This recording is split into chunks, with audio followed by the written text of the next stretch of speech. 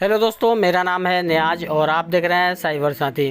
दोस्तों, आज के इस वीडियो में हम फिर से बात करने वाले हैं बिहार पोस्ट मैट्रिक स्कॉलरशिप के बारे में। दोस्तों, कल के वीडियो में हमने बताया था कि अगर आप भी बिहार पोस्ट मैट्रिक स्कॉलरशिप का फॉर्म फिल किए हुए हैं और आपका फॉर्म पेंडिंग में है या अभी वेरिफिकेशन नहीं किया गया है या किसी भी तरह का कोई रीज़न की वजह से आपका जो फॉर्म है उसे रिजेक्ट कर दिया गया है, तो इसे लेकर के आगे आपको क्या करना रहेगा। आज के इस वीडियो में हम फिर से बात करने वाले हैं कि अगर आपके फॉर्म में अगर किसी भी तरह का कोई रीज़न है उसके वजह से उसे रिजेक्ट कर दिया गया है। जैसे कि काफ़ी सारे स्टूडेंट ऐसे हैं जिनको रीज़न समझ में नहीं आ पा रहा है कि किस वजह से उनका जो फॉर्म है उसे रिजेक्ट किया गया है।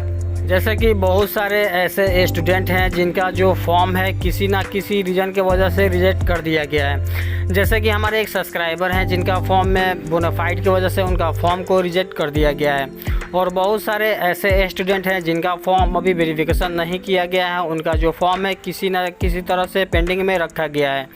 और बहुत सारे स्टूडेंट ऐसे हैं जिनका पेमेंट डन हो गया है, उनका पेमेंट भी शो कर रहा है, लेकिन अभी तक उनका जो पैसा है उनके अकाउंट में नहीं आ पाया है। तो आज के इस वीडियो में हम यही बात करने वाले हैं कि अगर आपका फॉर्म अगर पेंडिंग में है तो वो कब एक्सेप्ट किया जाएगा, यानी कि आपका फॉर्म की जो वेरिफिकेशन की प्रक्रिया है उसे कब कंप्लीट किया जाएगा। अगर आपका पेमेंट डन हो चुका है, अगर आपको यूटीआर संख्या मिल चुका है, तो आपका जो पैसा है कब आपको दिए जाएंगे, या आपके फॉर्म में किसी भी तरह का कोई रीज़न की वजह से आपका फॉर्म को रिजेक्ट कर दिया गया है तो उसे आप कैसे ऑनलाइन सही कर पाएंगे। वीडियो को शुरू से लास्ट तक देखिएगा, तभी जाके आपको पूरी जानकारी कंप्लीट मिल पाएगी। इससे पहले आपसे एक छोटी सी रिक्वेस्ट करेंगे, अभी तक आप हमारे वीडियो को लाइक नहीं किए हैं तो वीडियो को लाइक कर दें। आपका एक लाइक हमें वीडियो बनाने में काफ़ी ज़्यादा मोटिवेट करता है। तो इसके लिए आपको चले आना है अपने मोबाइल फ़ोन या लैपटॉप के एक ब्राउज़र में और सर्च बॉक्स में टाइप करेंगे बिहार पोस्ट मैट्रिक स्कॉलरशिप। जैसे ही आप बिहार पोस्ट मैट्रिक स्कॉलरशिप लिखेंगे उसके बाद में आपके सामने इस तरह का एक वेबसाइट ओपन होकर चला आएगा। इसका जो लिंक है हम अपने वीडियो के डिस्क्रिप्शन में दे दिए हैं, आप वहां से क्लिक करके यहाँ पे आ सकते हैं। यहाँ पे आने के बाद में सबसे पहले आपको अपना जो फॉर्म है उसका स्टेटस देख लेना है कि आपके जो फॉर्म है वो सही है या नहीं, या उसमें कोई त्रुटि है, या आपका फॉर्म रिजेक्ट कर दिया गया है किसी ना किसी रीज़न के वजह से। तो उसे चेक करने के लिए यहाँ पे एक ऑप्शन देखने को मिलेगा वेरीफाई योर एप्लीकेशन स्टेटस, आप यहाँ पे क्लिक कर लेंगे। इसके बाद में आपके सामने इस तरह का इंटरफेस जो है खुल करके चला आएगा। यहाँ पे देख सकते हैं आपको एक ऑप्शन देखने को मिलेगा फिल्टर बाय, और यहाँ पे एक ऑप्शन है सिलेक्ट का, आप यहाँ पे क्लिक करेंगे। इसके बाद यहाँ पे आपको 4 ऑप्शन देखने को मिल जाते हैं। जैसे कि आपके पास अगर आपके एप्लीकेशन आईडी है तो यहाँ से अपना एप्लीकेशन आईडी को सिलेक्ट कर लेंगे। अगर आपके पास आपका यूज़र आईडी है तो यहाँ से अपना यूज़र आईडी को सिलेक्ट कर लेंगे।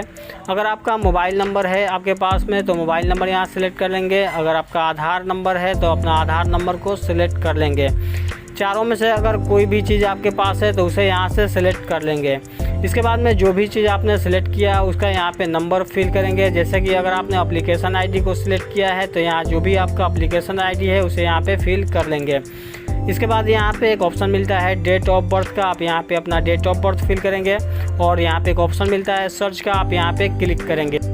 जैसे ही सर्च करेंगे इसके बाद में आपका जो भी स्टेटस रहेगा आपके सामने खुल करके चला आएगा। यहाँ पे आपको देखने को मिलेगा एप्लीकेशन स्टेटस, और यहाँ पे आप देख सकते हैं जो आपका इंस्टीट्यूट का स्टेटस है। यहाँ से अगर आपका फॉर्म एक्सेप्ट शो करता है तो समझ लीजिए कि आपका जो इंस्टीट्यूट का जो वेरिफिकेशन की प्रक्रिया थी उसे कंप्लीट कर दी गई है। इसके बाद में यहाँ पे आपको एक ऑप्शन देखने को मिलता है फिजिकल वेरिफिकेशन, और यहाँ पे एक ऑप्शन देखने को मिलेगा एक्सेप्ट। अगर आपके फॉर्म में यहाँ पे पेंडिंग या यहाँ पे रिजेक्ट लिख रहा है तो समझ लीजिए आपका जो फॉर्म है उसे वेरिफिकेशन नहीं किया गया है। तो यहाँ पे हम जिस स्टूडेंट का चेक कर रहे हैं इनका एक्सेप्ट कर लिया गया है, तो यानी कि इनका जो फिजिकल वेरिफिकेशन है इसे यहाँ से कंप्लीट कर दिया गया है। इसके बाद आपको एक ऑप्शन देखने को मिलेगा डिस्ट्रिक्ट मेकर स्टेटस। यहाँ पे अगर आपके फॉर्म में एक्सेप्ट शो करता है तो बहुत अच्छी बात है। अगर यहाँ पे पेंडिंग शो कर रहा है तो समझ लीजिए अभी आपका जो फॉर्म है डिस्ट्रिक्ट मेकर स्टेटस से वेरीफाई नहीं किया गया, इसलिए आपका जो फॉर्म है वो पेंडिंग में शो कर रहा है। इसके बाद यहाँ पे एक ऑप्शन देखने को मिलेगा डिस्ट्रिक्ट चेकर स्टेटस, और यहाँ पे आपको देखने को मिलेगा एक्सेप्ट या पेंडिंग। अगर आपके फॉर्म में यहाँ एक्सेप्ट शो करता है तो समझ लीजिए जो डिस्ट्रिक्ट चेकर स्टेटस का जो वेरिफिकेशन की प्रक्रिया है वो आपका कंप्लीट कर दिया गया है। अगर यहाँ पे पेंडिंग शो करता है तो समझिए कि आपका जो डिस्ट्रिक्ट चेकर स्टेटस है यहाँ से अभी आपका फॉर्म को वेरीफाई नहीं किया गया है। इसके बाद में आप यहाँ पे देखने को मिलेगा होम डिस्ट्रिक्ट चेकर स्टेटस। यहाँ पे आपको देखने को मिलेगा एक्सेप्ट या पेंडिंग। अगर आपका यहाँ से फॉर्म एक्सेप्ट कर लिया गया है तो समझ लीजिए होम डिस्ट्रिक्ट चेकर स्टेटस से आपका जो फॉर्म है वेरीफाई कर लिया गया है। अगर आपका यहाँ पे फॉर्म पेंडिंग में शो करता है तो समझ लीजिए अभी आपका जो फॉर्म है होम डिस्ट्रिक्ट चेकर स्टेटस से पेंडिंग में रखा गया है। इसके बाद में आपको एक ऑप्शन देखने को मिलता है पेमेंट स्टेटस, और यहाँ पे देखने को मिलेगा पेमेंट डन। अगर आपके केस में यहाँ पे पेमेंट डन लिख रहा है तो समझ लीजिए कि आपका जो फॉर्म की वेरिफिकेशन की प्रक्रिया है उसे पूरी तरह से कंप्लीट कर लिया गया है। इसके बाद में आपका पेमेंट डन लिखेगा, उसके बाद में आपका UTR संख्या दे दिया रहेगा। किस डेट में आपका पेमेंट डन हुआ है वो डेट यहाँ पे शो करेगा, और आपको कितना अमाउंट मिलने वाले हैं वो यहाँ पे बताया गया रहेगा। अगर आपके फॉर्म में यहाँ पे पेमेंट स्टेटस में पेमेंट पेंडिंग में रखा गया है तो समझ लीजिए आपका जो फॉर्म है अभी कंप्लीट वेरिफिकेशन नहीं किया गया है, इसके वजह से आपका जो पेमेंट का स्टेटस है पेंडिंग में रखा गया है। अब यहाँ पे आपको एक चीज़ और समझ लेना है, जैसे कि काफ़ी सारे स्टूडेंट ऐसे हैं जिनका पेमेंट स्टेटस में उनका जो पेमेंट है उसे डन कर दिया गया है, UTR संख्या भी दे दिया गया है और डेट भी दे दिया गया है कि आपका जो UTR जनरेट हुआ है किस डेट में हुआ है।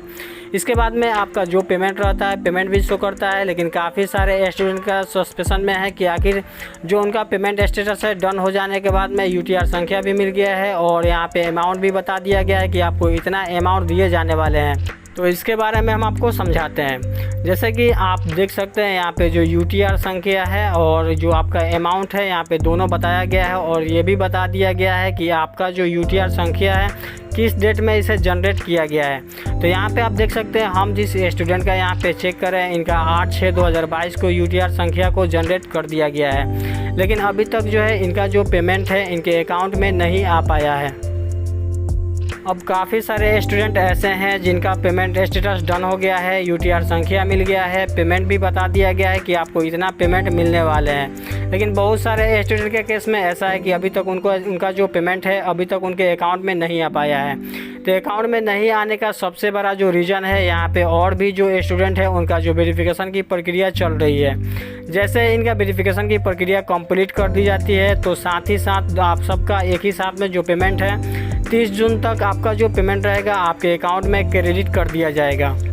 अब ये तो हो गया जिनके फॉर्म में किसी भी तरह का कोई त्रुटि नहीं है, यानी कि जिनका फॉर्म का वेरिफिकेशन की प्रक्रिया जो है कंप्लीट कर लिया गया है, इसे तो आप समझ लिए। अब यहाँ पे हम आपको बता दें कि जिनके फॉर्म में किसी भी तरह का कोई रीज़न है तो उन्हें क्या करना रहेगा। तो इसके लिए यहाँ पे हम एक दूसरे स्टूडेंट का स्टेटस ओपन करते हैं ताकि आपको अच्छे से समझ में आ सके। अब यहाँ पे आप देख सकते हैं हमने एक दूसरे स्टूडेंट का जो स्टेटस है उसे ओपन किया है, और यहाँ पे आपको देखने को मिलेगा इंस्टीट्यूट स्टेटस से इनका जो फॉर्म है एक्सेप्ट कर लिया गया है, फिजिकल वेरिफिकेशन कर लिया गया है, और जो डिस्ट्रिक्ट मेकर स्टेटस है यहाँ से भी इनका जो फॉर्म है एक्सेप्ट कर लिया गया है। यहाँ पे आपको देखने को मिलेगा डिस्ट्रिक्ट चेकर स्टेटस, यहाँ से इनका जो फॉर्म है ये रिजेक्ट कर दिया गया है। अब रिजेक्ट क्यों किया गया है इसका यहाँ पे रीज़न भी बताया गया है। आप यहाँ रिमार्क में देखेंगे तो यहाँ पे बताया गया है कि इनवैलिड बोनाफाइड, यानी कि जो इन्होंने बोनाफाइड अपने फॉर्म में लगाया था वो इनका जो बोनाफाइड है इनवैलिड कर दिया गया है, इसके वजह से इनका जो फॉर्म है रिजेक्ट कर दिया गया है। तो ये अब इसे कैसे ठीक करेंगे उससे पहले आपको यहाँ पे हम बता दें कि देख सकते हैं यहाँ पे जो होम डिस्ट्रिक्ट चेकर स्टेटस है यहाँ पे इनका जो फॉर्म है पेंडिंग में है, और जो पेमेंट का स्टेटस है ये भी पेंडिंग में है। तो ये दोनों पेंडिंग कैसे हटेगा, तो उसके लिए यहाँ पे जो इनका डिस्ट्रिक्ट चेकर स्टेटस है इनका जो फॉर्म है रिजेक्ट किया गया है, तो उसके लिए इनको दोबारा से अपना बोनाफाइड जो है उसे अपडेट करना रहेगा। जैसे ही अपना बोनाफाइड को दोबारा से अपडेट कर लेंगे उसके बाद में इनका जो फॉर्म है वेरीफाई कर लिया जाएगा। इसके बाद जो इनका होम डिस्ट्रिक्ट चेकर स्टेटस रहेगा यहाँ पे एक्सेप्ट शो करेगा, और जो भी इनका पेमेंट का स्टेटस रहेगा यहाँ पे एक्सेप्ट शो करेगा। जब इनका फॉर्म कंप्लीट तरीके से वेरीफाई कर लिया जाएगा इसके बाद में इनका पेमेंट स्टेटस में यहाँ पे एक्सेप्ट शो करेगा, और जो भी इनका पेमेंट बनता है वो पेमेंट यहाँ पे शो करेगा, और इनका जो UTR संख्या ये भी यहाँ पे शो करने लगेगा। अब बहुत सारे ऐसे स्टूडेंट हैं जिनका स्टेटस जो है कहीं से भी कोई रिजेक्ट नहीं किया गया है, लेकिन डिस्ट्रिक्ट चेकर स्टेटस या होम डिस्ट्रिक्ट चेकर स्टेटस में इनका फॉर्म को पेंडिंग में रखा गया है। वैसे स्टूडेंट भी परेशान है कि आखिर उनका जो फॉर्म है डिस्ट्रिक्ट चेकर स्टेटस से पेंडिंग में क्यों रखा गया है, या होम डिस्ट्रिक्ट चेकर स्टेटस से पेंडिंग में क्यों रखा गया है। तो उनका किसी भी तरह का कोई रीज़न नहीं है, फिर भी पेंडिंग में है। तो ऐसे स्टूडेंट को हम बता दें कि जिनका फॉर्म भी अगर पेंडिंग में है, उनका जल्द ही यहाँ पे वेरीफाई का जो प्रक्रिया है कंप्लीट कर ली जाएगी और उनका जो फॉर्म है एक्सेप्ट कर लिया जाएगा। इसके बाद में इनका पेमेंट स्टेटस जो है यहाँ पे डन कर दिया जाएगा। तो ऐसे स्टूडेंट को बिल्कुल भी नहीं घबराना है जिनका फॉर्म में किसी भी तरह का कोई रीज़न नहीं है, सिर्फ पेंडिंग में रखा गया है, क्योंकि यहाँ पे जो वेरिफिकेशन की प्रक्रिया है बहुत तेज़ी से चल रही है। जब आपका नंबर आएगा तो आपका भी फॉर्म वेरीफाई कर लिया जाएगा, उसके बाद में आपका जो पेंडिंग है उसे हटा दिया जाएगा। अब यहाँ पे हम आपको बता दें कि ये जो स्टूडेंट हैं इनके फॉर्म में डिस्ट्रिक्ट चेकर स्टेटस से रिजेक्ट कर दिया गया है, तो अब इन्हें सही कैसे करना रहेगा। तो सही करने के लिए इनको चले आना है जो बिहार पोस्ट मैट्रिक स्कॉलरशिप का ऑफिशियल वेबसाइट है, यहाँ पे चले आएंगे। इसके बाद में अगर वो SC ST से आते हैं तो यहाँ पे क्लिक करके सबसे पहले लॉगिन करेंगे। अगर वो BC EBC से आते हैं तो यहाँ पे क्लिक करके लॉगिन करेंगे। लॉगिन कर लेने के बाद में इनको जो बोनाफाइड है उसे दोबारा से अपडेट करना रहेगा। बोनाफाइड को अपडेट कर लेने के बाद इनका जो फॉर्म है उसे फाइनल सबमिट करना रहेगा। फाइनल सबमिट करने के बाद में इनको वेट करना है और इनका जो स्टेटस है उसे चेक करते रहना है। जैसे ही इनका जो बोनाफाइड है अपडेट कर लिया जाएगा और इनका जो फॉर्म है वेरिफिकेशन की प्रक्रिया कंप्लीट कर ली जाएगी। इसके बाद में इनका जो भी पेमेंट बनता है पेमेंट शो करने लगेगा। इसके बाद जब भी सरकार की तरफ से आपके खाते में पैसे डाले जाएंगे, आपका भी उसमें नंबर रहेगा और आपका भी जो पैसा रहेगा आपके अकाउंट में क्रेडिट कर दिया जाएगा। तो आशा करते हैं ये जानकारी आपको समझ में आ पाई होगी। अगर आपको वीडियो पसंद आई है तो वीडियो को लाइक करिए। हमारे चैनल पे पहली बार आए हैं तो चैनल को सब्सक्राइब ज़रूर करें। आपके मन में अगर किसी भी तरह का कोई सवाल है तो नीचे कमेंट बॉक्स में पूछ सकते हैं।